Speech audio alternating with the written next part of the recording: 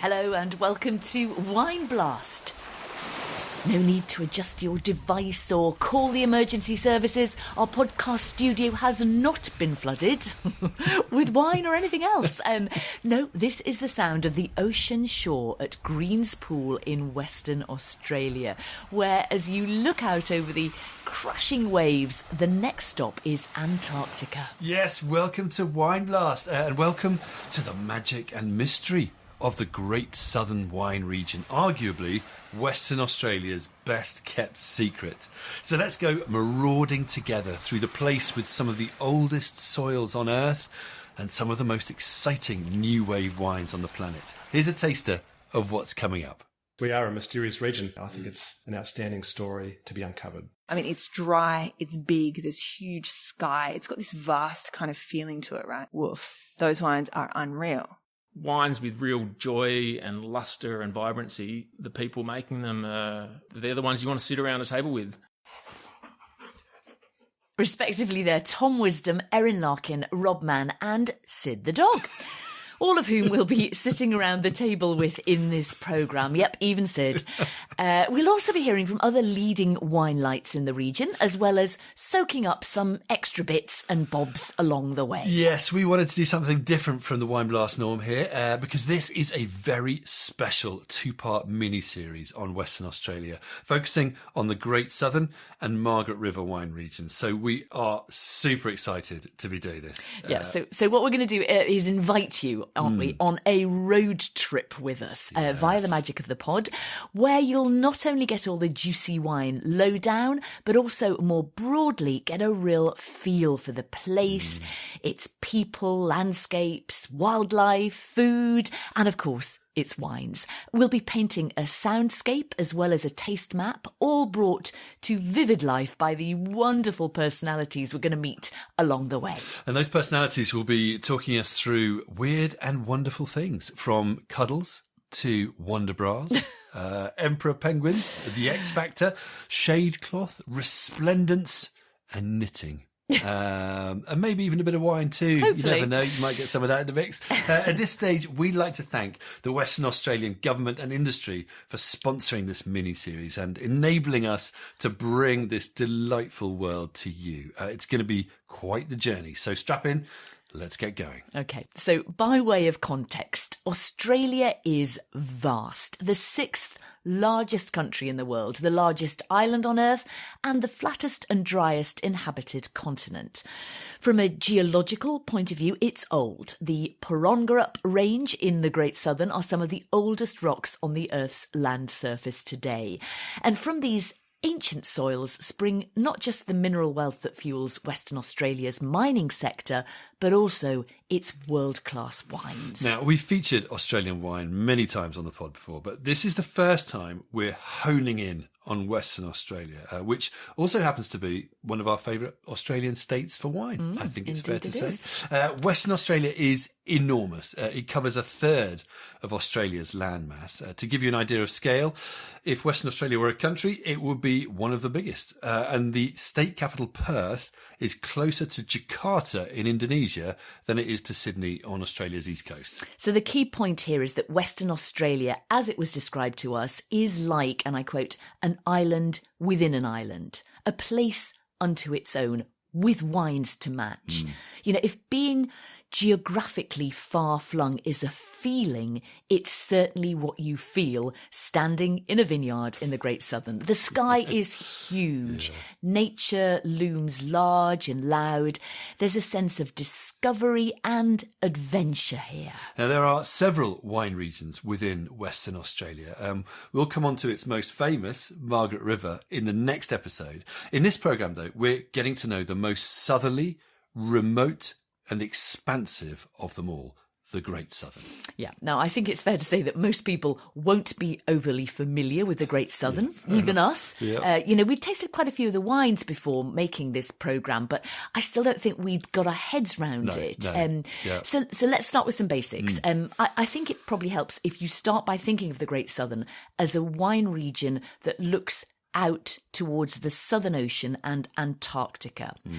So we're talking a mild, not hot climate, cooler in many spots than Margaret River. Yeah. That said, there's quite a bit of climatic diversity within Great Southern because, it's a big old region covering about 20,000 square kilometres in total. This is Australia's largest GI by land size. Really, though, rather than thinking of it as one homogenous region, it's possibly more helpful to think of it as a collection of sub-regions, all of which have their own identity. Now, the two biggest are also the two oldest wine areas. You've got Franklin River, the most inland area, hence the warmest and driest, and Mount Barker in the centre of the region.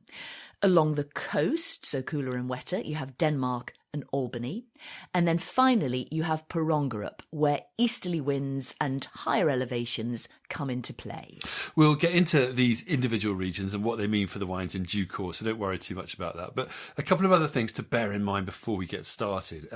This is a relatively young region in wine terms. Although vines have been around since probably the mid-1800s, the first modern commercial plantations didn't go in until 1965, after studies identified this area as suitable for wine. Also, it's quite rural in feel. This is a land of livestock, of dairy and arable farming, with sort of a bit of fishing on the coasts.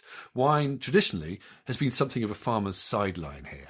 Also, while the Great Southern may be big in geography, it's actually relatively small in wine terms. There are just over 2,500 hectares of vineyards planted, which is less than 2% of Australia's total. This is a land of smaller growers, albeit sometimes supplying fruit to some of the country's best known and most acclaimed wine brands. And it's tended to major on promoting Riesling and Shiraz as its kind of standard bearer grape varieties, if you like. Yeah, so all of this, I find intriguing. I mean, this sort of slightly mysterious region, middle of nowhere, which clearly has this huge potential, which is flying under the radar. Anyway, long story short, I gamely volunteered to head out there, strap my travelling boots on once more for the Wine Blast cause. And when I got there, 15,000 kilometres later, do you know what was waiting for me? No. Well, Patrick Corbett of Single File Wines was waiting for me with this question. Where's Susie? Oh, I thought I was going to meet Patrick, Susie. honestly, I was looking forward to meeting you. No. You were looking forward to meeting Susie, and But I was really looking forward to meeting You're really Susie. disappointed you've got me. What can I say other than it's always the reaction. I can only apologise heartily.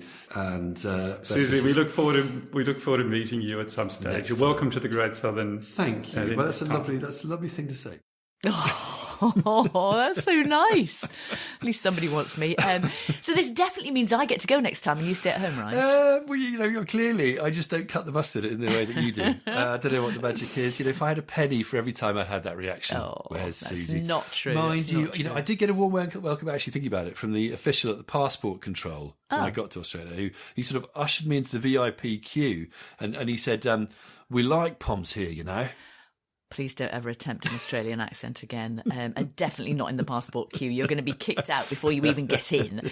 But no, you were the lucky one to go on this particular trip. Maybe next time we'll get to go together. Yep.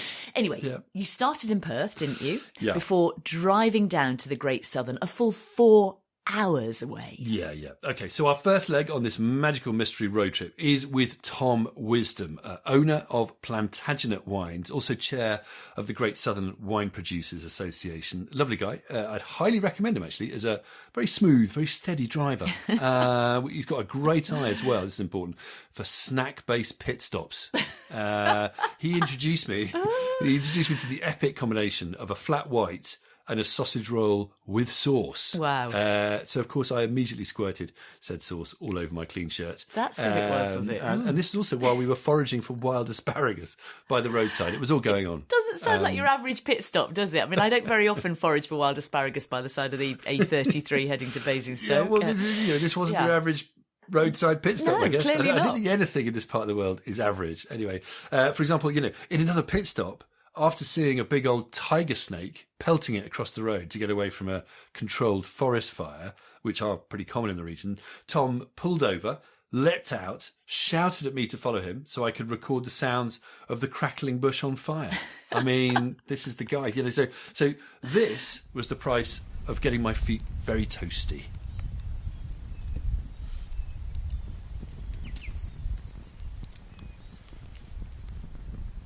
So are these fires common then? Yeah, I think so, relatively. I think they do control burns to sort of clear the brush to help prevent uncontrolled fires later on in the season, which can be a big issue in the summer in Australia.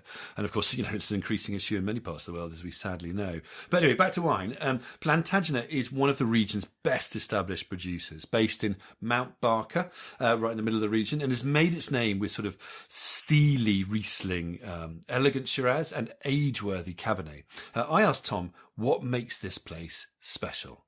Diversity, cool climate, and its natural pristine surrounds is what is interesting around this area.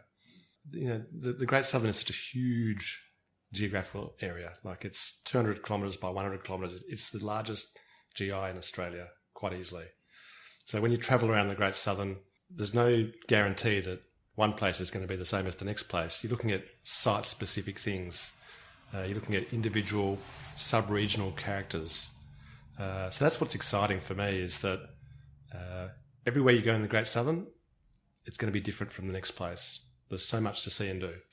But if there's so many differences, that's quite difficult to sum that up in a catchphrase for the region to explain what Great Southern wine tastes like. It's almost impossible. There is so much experimentation, so much discovery that needs to go on to even get close to describing it. I think the mystery is important to us. I think, that journey of discovery is important. I think you like being mysterious, do you, as a region? Very much like being mysterious. We are a mysterious region. Not many people could hand on heart say they know intimately the Great Southern. So the challenge is to say to people, come down and see the Great Southern, because once you're here, you'll be surprised. So the allure of the magical mystery tour. Indeed. And what Tom was saying there, you can pretty much grow most things in the Great Southern. It's all about the site. So some of the Plantagenet wines that excited me most were their really elegant, perfumed, tense Cabernet Sauvignons. Also, their vibrant Malbec. When I went to visit their vineyards and saw the Cabernet and the Malbec plantings from the late 60s, early 70s, I think, some of the oldest Cabernet plantings in Western Australia, Tom said to me, I think Cabernet's got amazing potential from the Great Southern. So I asked him to define the style of Great Southern Cabernet.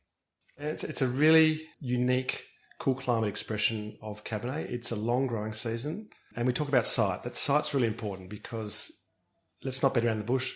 It's cool climate. Sometimes it's hard to get Cabernet ripe. It often, in the Southern Hemisphere, we're talking, will sneak into May in terms of a harvest date. So there's challenges. Which is the equivalent of November, I think, in the Northern Hemisphere. Yes. So there's challenges viticulturally in terms of ripeness. But I think in those vineyards that are aged, and we're talking 50-year-old vines, I think not heavily cropped, the viticulture is correct, the canopies are healthy. When you get all those things right, and the phenolic ripeness equals the sugar ripeness equals the flavour ripeness, when those things come together, I think in the right seasons, I think Mount Barker and Great Southern Cabernet has got a lot of things going for it. And I think there's a few producers around the region that can lay claim to having some of the better Cabernets in Australia. So you would say Cabernet from Great Southern can be up there with the very greatest Cabernets from Australia? I think the potential is there, yes. And I think just now we're starting to see just the early engagement and recognition around Great Southern Cabernet. I think it's an outstanding story to be uncovered. So would you say then that Cabernet for you is a real star in the region? 100%. Not in every site, but certainly in Mount Barker and Franklin River, I tried some absolutely beautiful kind of insistent, fine-boned, really perfumed Cabernets. Maybe slightly less plush than the Cabernets coming out of Margaret River, but, I think they deserve to be better known here. And do you think the Great Southern majors on Riesling and Shiraz and doesn't necessarily push Cabernet and Chardonnay so much to differentiate itself from Margaret River? Yeah, I do actually. And I can understand that. Of course, Margaret River looms very large. It's globally famous. But, Cabernet can be outstanding in the Great Southern, and maybe sometimes without the price tag of Margaret River, and in a slightly different style. And something else that's good as well is Malbec here. I tried really good examples in a couple of places, but Plantagenet recently started bottling the Malbec from their old vine plot, and it's just sensational. It's floral and peppery and savoury and crunchy. So I asked Plantagenet winemaker Mike Garland to describe his style of Malbec. It's great. It's a fun wine to make. It's got lots of vitality and structure, and I often term Malbec as it's almost like the Wonderbras of wines. It just especially for blending purposes, it's big in everything. So makes everything look better. I think I'm lost for words. I was wondering what your reaction might be to that, especially seeing as this was just after he described their wine style as, and I quote, refined and elegant, by which he was, of course, referring to the cool climate of the region, testament to which was the emperor penguin, he said, that had turned up on a nearby beach the week before. Okay, so we're on to penguins and Wonderbras. Yes. Shall we take a quick breath so we can recover our composure? To recap so far, the Great Southern is a remote, disparate and rural wine region in Western Australia, which has tended to fly under the radar, but probably not for much longer. The quality of its wines, including Cabernet Sauvignon and Malbec, is starting to make people sit up and pay attention. In many ways, and not just us, but other wine bods as well. Erin Larkin is a wine critic who covers Australia and New Zealand for Robert Parker's Wine Advocate. She's based in Western Australia. And this is what she had to say of the Great Southern. To get to the Great Southern, it's the size of Belgium. The closest part of the 5 subregions in the Great Southern is 3.5 hours south of Perth. I mean, it's dry, it's big, there's huge sky, it's got this vast kind of feeling to it, right? So then you've got these 5 subregions within. And I think that all of them do Riesling really well. And I think Riesling is the star variety from the Great Southern because it's great in every part of it. But you then also have really distinct personality within that. So Perongarup, for example, is probably my favourite style of Riesling. These wines are very floral, fine, mineral, really long-aged, just exciting, kind of very pure crystalline sort of wines. You've got Franklin River, which give you these really austere, taut, laser, mineral, powerful Riesling. And you've got to be in the mood for that. You get to Mount Barker and they kind of can have a combination of the two, but tend to be more like Franklin River in that they're really, really powerful. And if you were going to recommend someone, a wine lover, to try 2 wines, one white, one red from the Great Southern, not naming producers, give me a variety and an area, what would you say they I'd give them a Perongarup Riesling because I would just drink the shit out of that and feel like they would too. They're just so beautiful and pure, and I don't think you can drink one without loving it. And I'd also give them a Franklin River Grenache. Now, we talk a lot about the Great Southern being a good Grenache region, and I'd sort of counter that and say there's a few great Grenache vineyards in the Great Southern as opposed to it being a great region.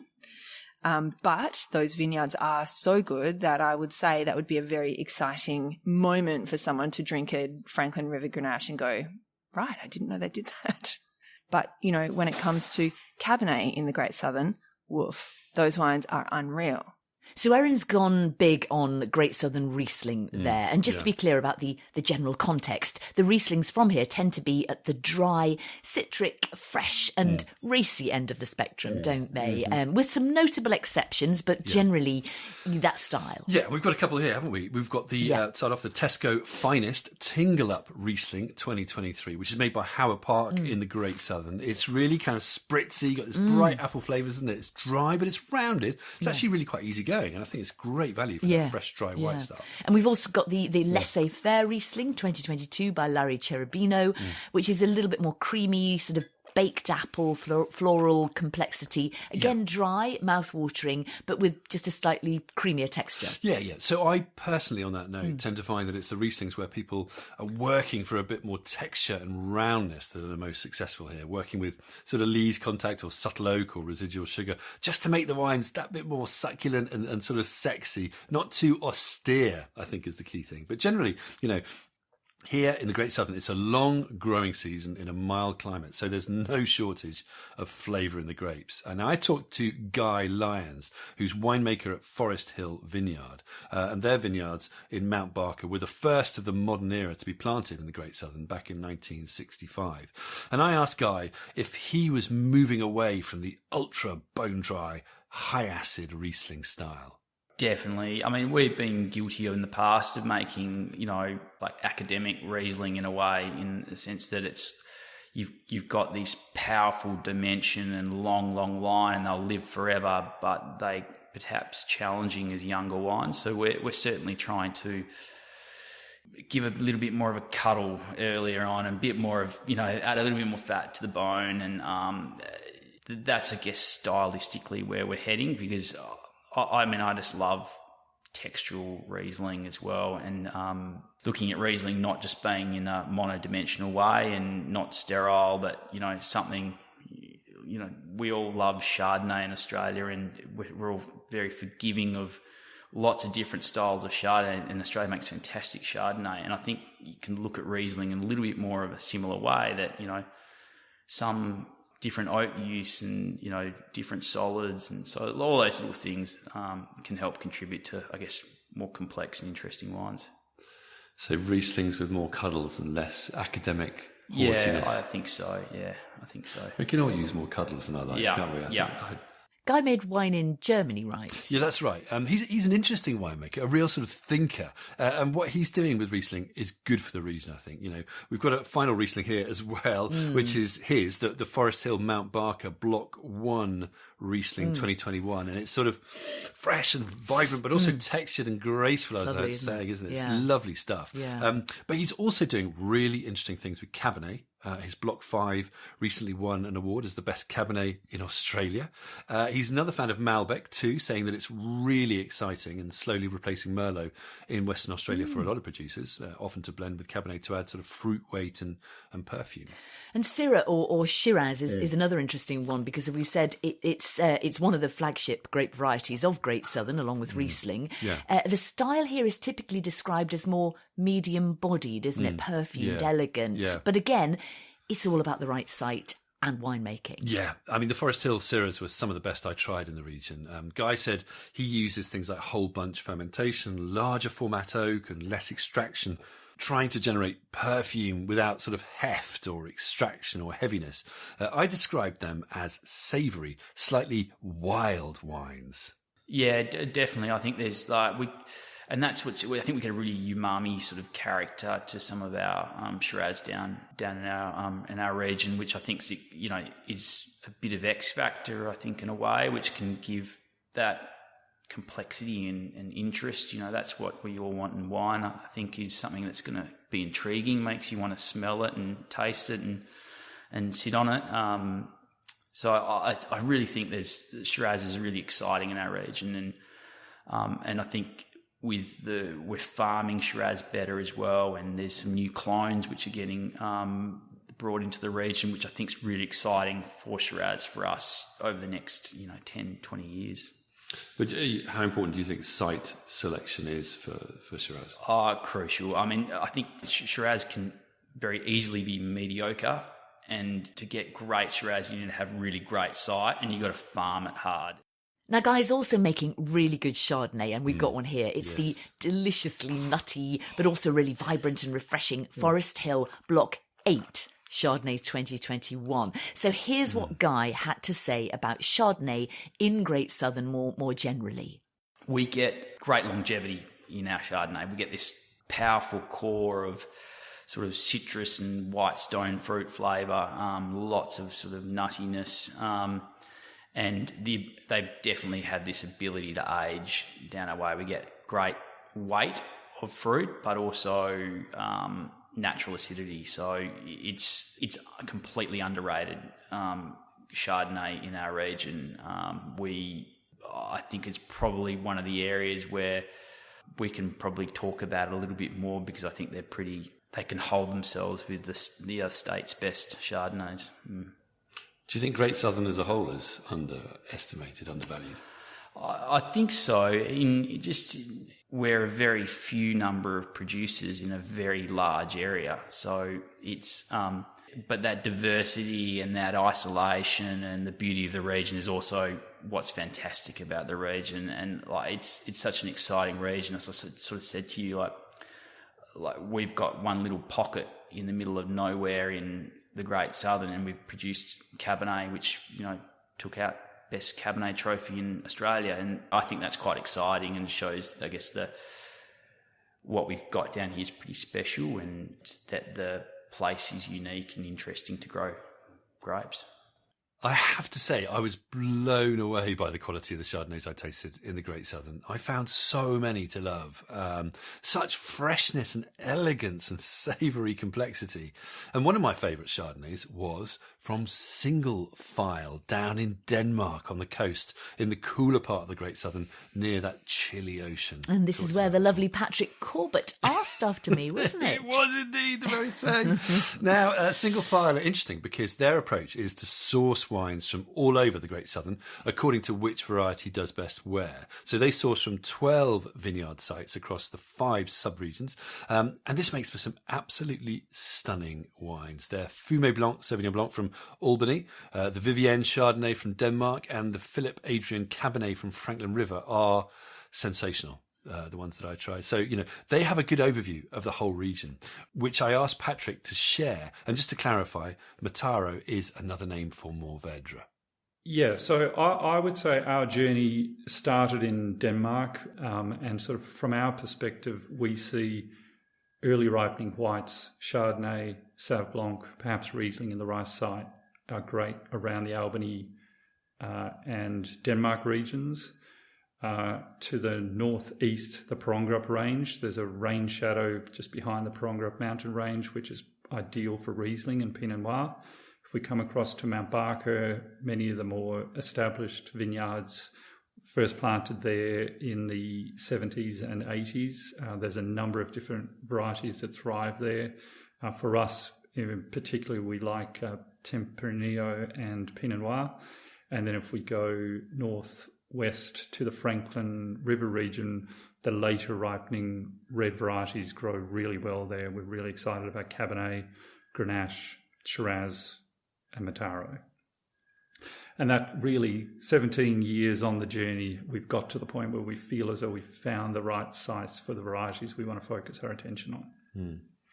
So for you, is this a region where it's all about diversity? Is that the most important message here? Yeah, for me, I think getting, I understand why, but often one thinks of Barossa, you think of Shiraz, or if you think of Burgundy, you think of Pinot and Chardonnay, you think of Napa, you think of Cabernet. I think there's a danger of falling into that trap with the Great Southern just by nature of its size. For me, it's actually all about the diversity. I don't think, I'm sure others might have a different point of view, but I don't think there's many regions in the world where you can genuinely produce world-class Riesling, Chardonnay, Pinot, Shiraz, Cabernet, and perhaps Grenache. Across all these different styles, is there something that unites, a thread that runs through all these wines that speaks to the Great Southern? Is there one? And if so, what would it be? I mean, that's a great question. And for me, definitely that sort of cool climate style sits across those different vineyards that we are working with. That sort of elegance, food friendly is certainly a focus for us in terms of the styles we're trying to make. But I think, natural acidity, a really nice elegance, cool climate style would be how I would try to describe it. For me, it feels like just the beginning of the Great Southern journey. I think most people would not be aware of the Great Southern. Obviously in Australia there's an awareness, but I would suggest that we're very much in the infancy of starting to tell our story to the broader market. So I see a pretty exciting times ahead. So what's the Denmark region like? It's so cool. You've got literally? Well, yeah, no, actually, literally in all sense of the world. You've got this beautiful coastline. It's great to visit with cellar doors and restaurants. It's pretty remote, but, it feels less off the beaten track than, say, Franklin River. I did do a bit of communing with nature while I was there. Don't Did look you at me know? like that. I did. I saw stingrays. In the sea. I got dive bombed by a kookaburra while trying to record birdsong. That seemed to amuse Patrick no end, I have to say. Dined out on that one. And then as we stumbled out of there at midnight, we popped down to the lake to listen to the frogs. I was actually waiting for the big splash as you fell in after all that Chardonnay. Now, I thought Patrick's overview of the Great Southern was really helpful. But one thing I did pick up on was the fact that he mentioned Grenache, like Erin. Now, I've looked at the planting figures, and the most planted varieties in the Great Southern are Shiraz and Cabernet. But there's no mention at all of things like Grenache. It's not the most obvious option. It's a very, very fair point. So to explore this a bit more, I went to visit Swinney in Franklin River. Remember, Franklin River is the warmest, driest part of the Great Southern. Still not hot, but with warmer days and then cool nights. So perhaps more continental than other Great Southern sub-regions like Denmark. It's pretty rural, and I was there with co-owner Matt Swinney and his winemaker Rob Mann, who comes from a long line of celebrated Western Australian winemakers. And the Swinneys, they have quite an interesting story, don't they? I was reading about this.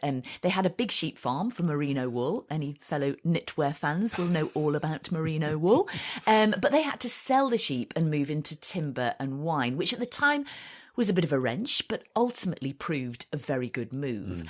And now they've got a brilliant business model which involves growing quality grapes that they sell to a pretty impressive client list, but also using some of their best fruit to make their own wines, including their tip-top Farvey line, which in turn act as the perfect advert for their grape-growing business. Yeah, there you go. What a business. And they've been brave, actually, and planted a whole range of varieties. But the boldest move was planting Grenache and Mourvèdre in bush vines rather than on trellises, which is an expensive way to do things in Australia, where labour is costly, and to manage bush vines you need a lot of labour. So I asked Matt Swinney why. It came from really seeing some beautiful vineyards in Spain and France. It's that simple. And Franklin River was doing well with Syrah, with Shiraz. And so climatically, Franklin River is very similar to the Northern Rhone. So clearly there's history there with Shiraz, but no one's doing Grenache, even thinking about Grenache, let alone Mourvèdre. So I thought if we plant Grenache on the right site, the right aspect, on the right soil type, and as bush vines, it's got every chance, I thought, of performing. I mean, at the time, we tried to get that view endorsed by experts and viticulturists and some of our neighbours, in fact, and there wasn't much support for the idea. People thought we're just barking mad planting Grenache. Why did they think you were barking mad planting Grenache? Because we're in a very cool, traditionally very cool climate region, and people just said it won't ripen. So, yeah, I had the discussion with a lot of people, and they just said, good luck with that. So we didn't even talk about Mourvèdre, given how late it ripens compared to Grenache and Syrah, but yeah, fortunately it does ripen, particularly as bush vines, and on the right aspect, on ironstone gravel, it ripens pretty well.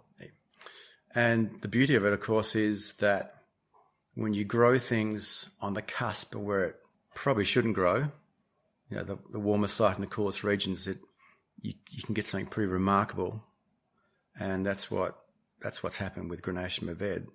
The tannin structure is quite different, and the wines are probably darker, and there's probably a very different tannin profile.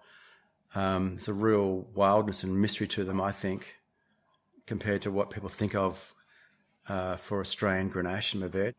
Given how the wines have turned out, how do you think of them in terms of the context of Australian wine? We have pretty audacious aspirations, and always have had, and we knew that we had to be completely uncompromising in the vineyard.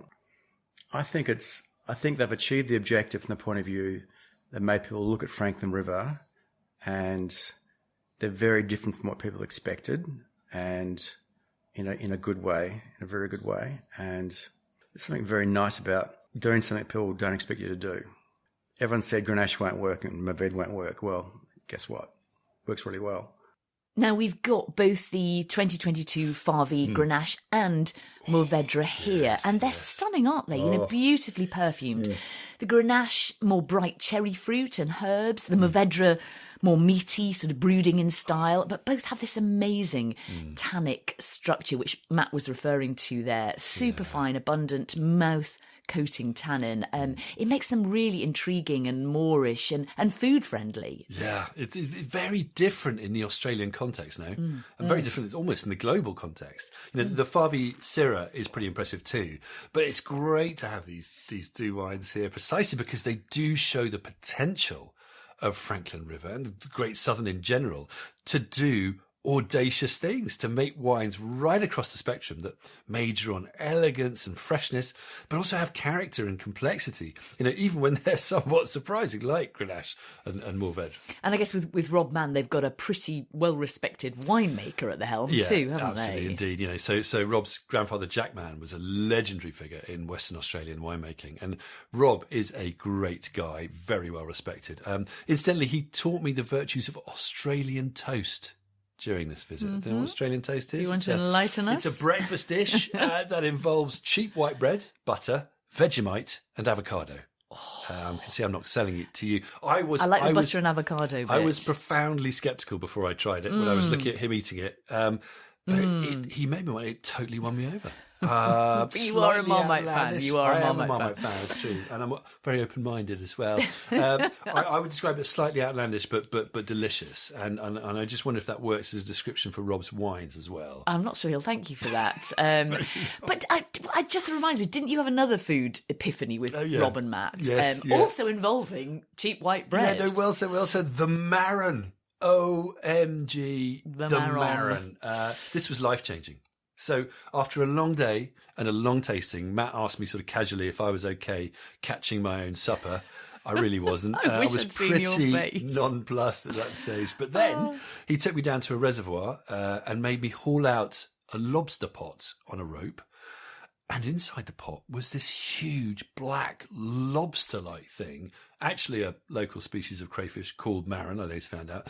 Anyway, we took that back, popped a couple of them in the pots, boiled them up, served them on a newspaper with cheap white bread, lemon juice and mayonnaise. It was sensational.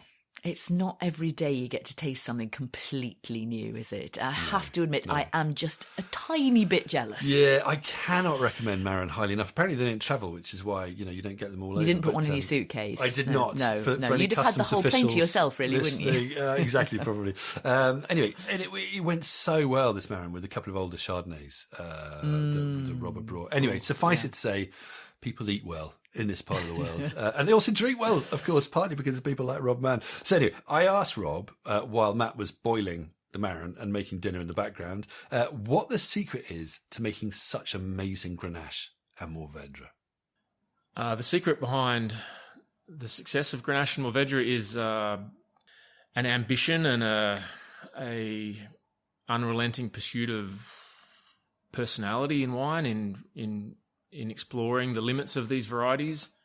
Where we grow them, I would consider it a marginal climate for particularly Grenache and Mourvèdre. Mourvèdre even more so because it typically ripens, 7 to 10 days after Grenache. But I think what's totally unique about the varieties grown here is we grow them as bush vines. We grow them organically. They're farmed without any irrigation. The whole aim is to sort of capture a sense of Franklin River in the wines and, exclude the winemaking influence. We like to say we want the wines to scream of the site and whisper of the winemaker. My grandfather, who was a well-known winemaker, had this term, which was called resplendence. He wants to see the light, the shining light in the wine, and wine should make you smile. Wine, after all, is just a food. It complements, hopefully, fresh produce, regional produce, and at its best, it makes the food taste better. Great food makes the wine taste better. So if everything's complementing each other, it makes for a really great experience. Resplendence in wine. That's the most wonderful. Isn't it the most? I've never really heard it expressed like that. It's the most beautiful word. It captures so many things. Yeah. So when you use it on your next podcast, I'll know but it's something that comes up, you know, this sort of inner light, this freshness, this brightness, this sense of clarity. And myself, growing up in a family, we're very classical winemakers. We make wines in a very sort of medium-bodied, polished, refined, textural wines that have great drinkability and longevity. For me, I couldn't understand why everyone was making these big, thick, oaky, dense, undrinkable wines. They were great to look at, but you couldn't enjoy them. I like to open a great bottle of wine and drink half the bottle with my wife, not half a glass. So I think drinkability in wine is critical. And when you lose sight of that, I think you're losing sight of why you're making wine. So for me, great wine is a exercise in restraint and refinement, and bigger is not better. The more money you throw at it doesn't make a better wine. The best wines in the world, in my view, have the least amount of effort. It takes a lot of effort to make a commercial big volume wine from very marginal fruit. That's winemaking. My grandfather said, you know, nature is the winemaker, and if man allows nature to perform to its best advantage, that's the art of winemaking. Let nature do the work. So, in my view, wine has to be a direct extension of the place and the site, articulated through the influence of the custodian. But ultimately, it's when you can achieve that in my own wine, or when I see that in wines from all around the world, that's when I get excited. That's what makes me smile. That's what gets me out of bed. For me, the great wines are wines that have this sense of balance, that make you smile, don't make you frown. It's a bit like people's dogs remind you of their owners. In wine, like, grumpy people make grumpy wine, and it shows in the wine. You can taste the wine and go, wow, that makes me frown. Like, what's happened there? Wines with real joy and luster and vibrancy, the people making them, they're the ones you want to sit around a table with. And I've learnt to be much more joyful and expressive and positive about the wines I'm making as I've got older than when I was younger, who I used to fight against myself all the time, frustrated that I couldn't achieve what I wanted to do. I think you could see that in the wine. So now that we've sort of have a degree of maturity and can step back and look at what we've achieved collectively, it can be really proud, and I think that shows in the wine. Wines are to winemakers like dogs are to their owners. That's so funny. But I do know what he means, in that some wines are just joyful. They just bring a smile to your face. And these are like that. Exactly. This wine which I'm drinking right now is bringing a smile to my face. And that word, resplendent, you know, I am definitely going to pinch that word. It is great, isn't it? You know, it just speaks to the sort of energy and brightness that those great wines have, you know, without being overbearing. Rob describes his winemaking style as neoclassical. So having an eye on the great classic wines of the world, like, say, Côte Rôtie, to help make complex, elegant wines. And, you know, he's got a big focus on tannins. He likes to say he's in the business of farming tannins. And in the Grenache, for example, he describes the tannins as quite sort of northern Italian in style. So that, you know, they're firm and abundant, but also quite fine and velvety. And just a final point, at Swinney, they're also doing something interesting with deliberately shading fruit in the vineyard, aren't they? Yeah, absolutely. It's a detail, but an interesting one. And they use this shade cloth or fine netting on the side of the trellis vines that gets the warm afternoon sun. It blocks about 30% of the sunlight, and it means you reduce the overripe cooked fruit flavours in the wines, and you also ensure better tannin ripeness and quality. Here's what Rob had to say. Yeah, we did some side-by-side trials making the wine from shade cloth to non-shade cloth Shiraz fruit, and essentially we had two glasses of wine in front of us. One looked classically Australian and voluptuous and rich and powerful and dark fruit, but heavy, grippier tannin, and the one next to it with the shade cloth, peppery, spicy, blue fruit, better colour. It was more medium bodied, but had much more fruit vibrancy and clarity. And so essentially we thought, oh, the one on the left, that looks Australian, and the one on the right, that looks Northern Rhone. Same vineyard, only difference, the use of shade cloth. Yeah, it can have an impact, and it's just one of the cumulative things you do viticulturally to try and improve the style of wine you're looking for. Interesting, yeah. I wonder if we'll be seeing more of this kind of thing more often in warmer parts of the winemaking world. Yeah. I guess the extra cost will mean it's mainly for more expensive wines, but still really interesting. Yeah. Now, I know you wanted to feature Sid the dog here because Sid is Matt Swinney's dog, a lovely, energetic, rather naughty 2-year-old border collie. Yeah. But time is running away with us, so I'm sorry, Sid, but I think we need to move on swiftly to the final straight. Sorry, we'll sorry. Sorry, Sid. Just a couple more pit stops to feature. One was Alcumi, the winery next door to Swinney in Franklin River, one of the region's pioneers, where owner Sandy Hallett noted how while the area had made its name with Riesling and Shiraz, it lends itself to growing all kinds of varieties. And winemaker Marilise Rousseau is originally from South Africa, but said the following of her adopted home of Franklin River. I think the acid line in the wines from Franklin River plays a big role, the intensity of the fruit. So we have cold mornings, cold nights. We can leave our fruit until they are fully ripened. So we develop extremely great varietal characters. And we have the acid line. I think Franklin River we are getting known for having these small little, so people making more interesting wines. So people are doing interesting parcels and interesting varieties, and they're trying different things.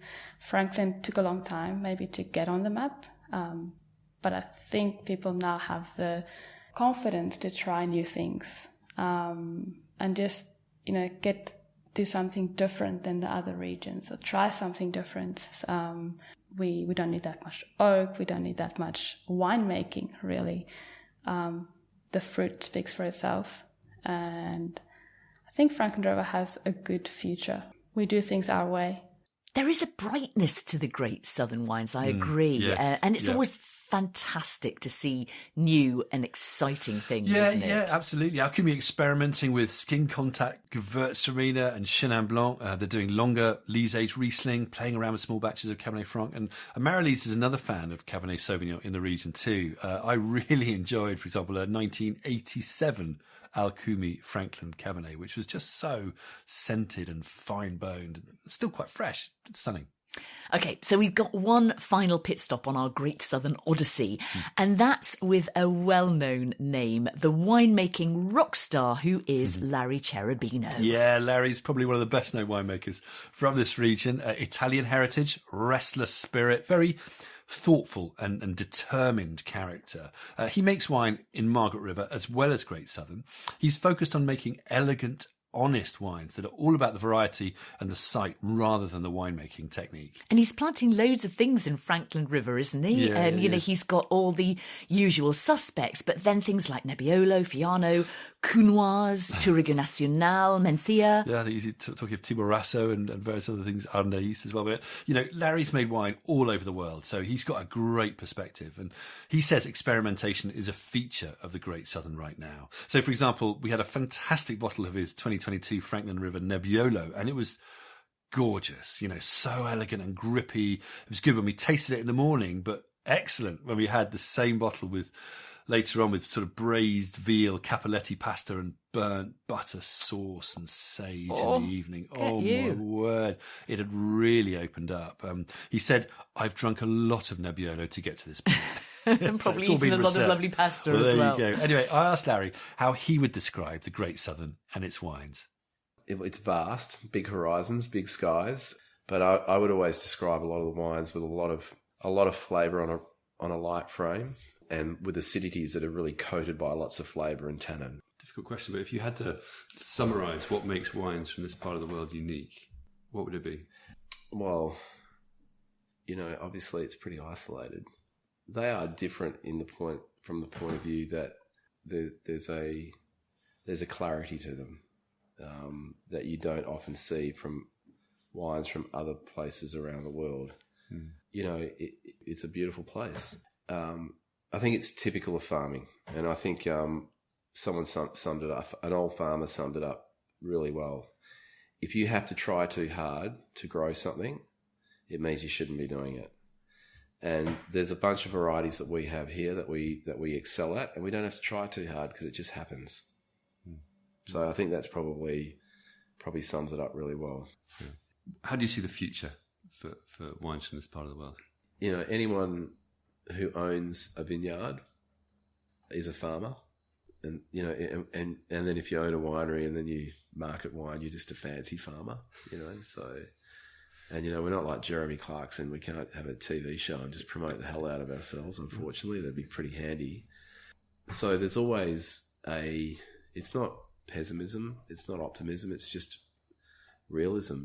At any at any toss of the coin, you could, get a hailstorm or a drought, or Donald Trump could sort of ban imports of, something that would affect the drinking habits of, 25 million Australians. So... we're realists, but, you just got to believe that you're making a really good product, and you just got to stick to your knitting, and, you got to get through. You just got to stick to your knitting. What a great piece of advice for life. Yeah, did I mention he was a philosopher too? Yeah, Larry Cherubino, always good value, and a great note to end on. Realism and clarity and knitting. Do you want to sum things up for us? Good idea. Okay, so... The Great Southern is a big old wine region that does an impressive job across a range of wine styles, from intense dry Riesling to elegant Chardonnay, refined Cabernet, stylish Shiraz, plus more adventurous, exciting things like Grenache, Mourvèdre and Nebbiolo. This multiplicity of style, together with its geographical remoteness, has imbued the Great Southern with an air of mystery and magic. But now the wines, defined by a natural clarity, freshness and elegance, are starting to break through and gain a following. This is an intriguing wine story still in the telling, with lots more drama to come. Yeah, you definitely get a sense that there is huge potential in the Great Southern, both for the wines to be better known, but also for more great wine sites to be discovered. Jane Lopes and Jonathan Ross write in their How to Drink Australian book, the sparseness of Great Southern radiates the feeling of unmitigated possibility. Tom Wisdom talked of a story being uncovered and the thrill of discovery. I think that sums it all up pretty well. Absolutely. So we will put tons of wine recommendations, as you can imagine, on our website show notes. Please do check those out, as well as the odd map. I know you love a map, and a few other links too. Thanks to all our wonderful interviewees and all those in the Great Southern who so kindly hosted me. Thanks also to Western Australian government and industry more broadly for kindly sponsoring this mini-series. Don't miss the next and concluding episode where we explore the bounties of Margaret River. Thanks to you as ever for listening. Until next time, cheers. We're off for a walk with Sid the dog in the glorious Great Southern.